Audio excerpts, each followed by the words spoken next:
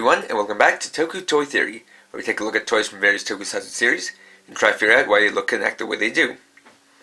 So, in this episode, we'll be taking a look at Kamen Rider Meteor by covering three things: the Meteor Storm switch, Kamen Rider Meteor himself, and his weapon, the Meteor Storm shaft. So let's get started. First, we have the Meteor Storm switch. Similar to the Meteor switch, this is a circle switch with no number, but instead Kamen Rider Meteor symbol, this time colored in gold rather than blue. Also, like the Meteor switch, this uses a clear blue color, though a lighter blue, and has glitter embedded into it to make it look like a starry sky, but instead of a dark blue, like the Meteor switch to indicate deep space, this is a slightly brighter blue to indicate that's within the Earth's atmosphere. So, as you guys can kind of tell, this switch cannot stand up on its own as it's weighed down by this piece on the front called the Storm Topper. Clear plastic piece depicting what's most likely a spiral galaxy, as indicated by the spiraling pattern, and the various bumps on it, with the silver painted ones being different planets, and the clear one in the center being that galaxy's sun or star.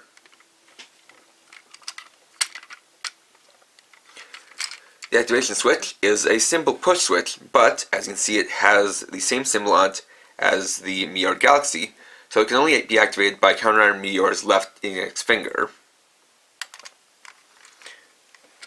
And, similar to the magnet switches and the cosmic switch, this is an electronic switch and has an on-off switch. Meteor Storm, stand by.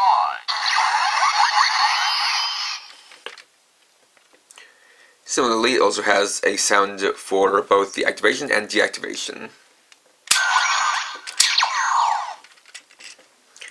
Additionally, the Storm Topper has a gimmick where when it's spun, a weight in there pulls up a lever via centrifugal force that will make it light up, like so. And this will come into play a little bit more later. So for the transformation, bring in the Meteor driver and set in the Meteor Storm switch. Meteor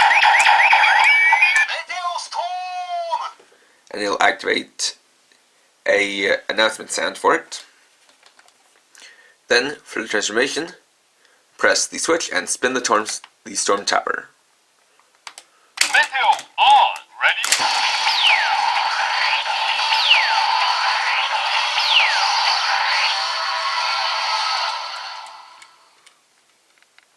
This transforms Kamen Rider Meteor into Kamen Rider Meteor Storm.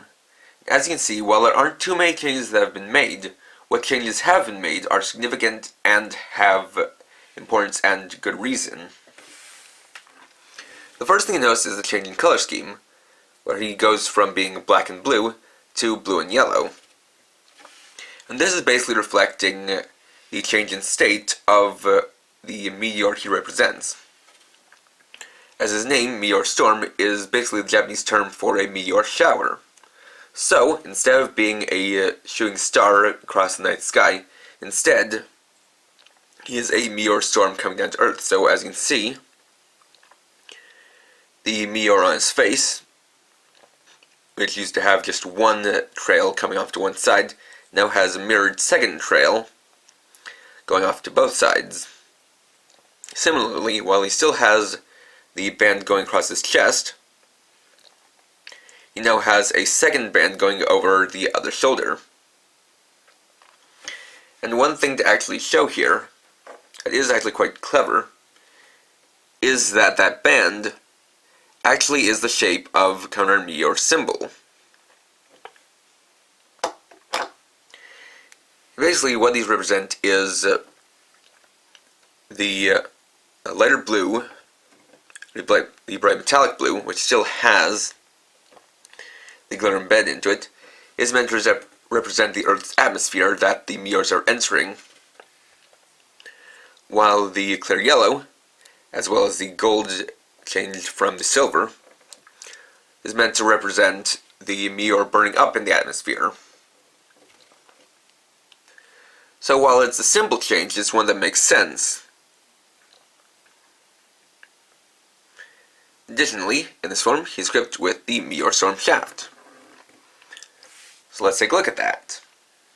The Meteor Storm shaft is a Chinese-style staff that, while it is fitting for Kamen Rider Meteor in terms of his martial arts style, it's not often touched upon how it connects to his theme of outer space and celestial bodies. And for that, you kind of have to think a little bit outside the box. So taking a look at it, it mostly has a blue color with bits of gold and silver. To really kind of get the way this connects with Meteor's kind of space theme is by basically taking a look at and thinking of it in terms of being meant to depict something.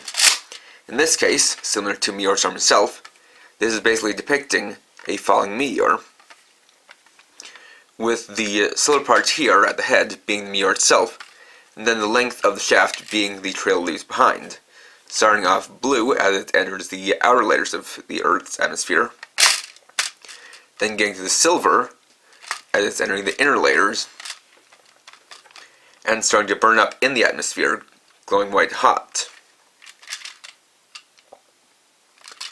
And it does make sense, as you can kind of see, it has a kind of trailing pattern that is consistent throughout the length.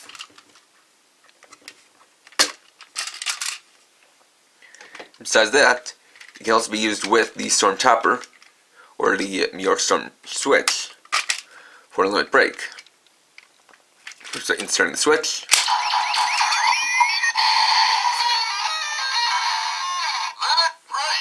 Take the special winder, put it into the slot here,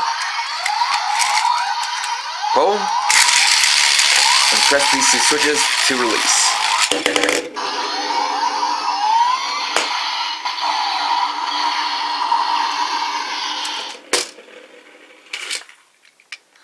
As you can see, this works well with the way that gimmick I touched upon earlier goes, with how when it spins, it has a light glowing inside of it.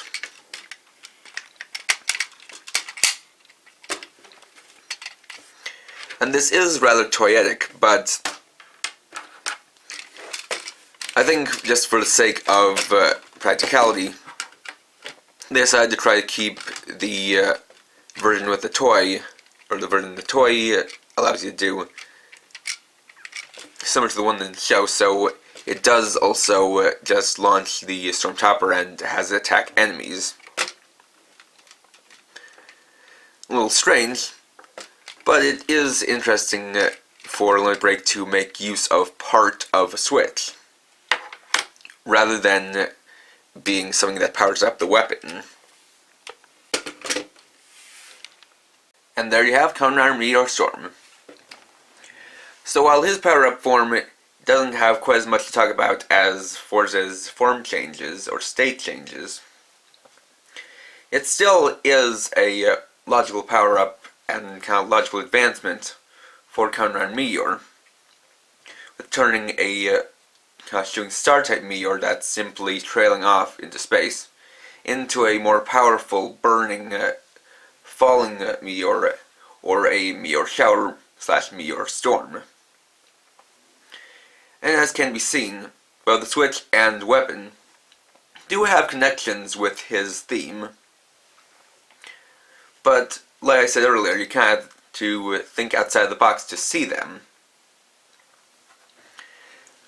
And so, with this over, I'm going to actually be taking a little bit of a break from Toku Theory, or basically not be doing them quite so often anymore.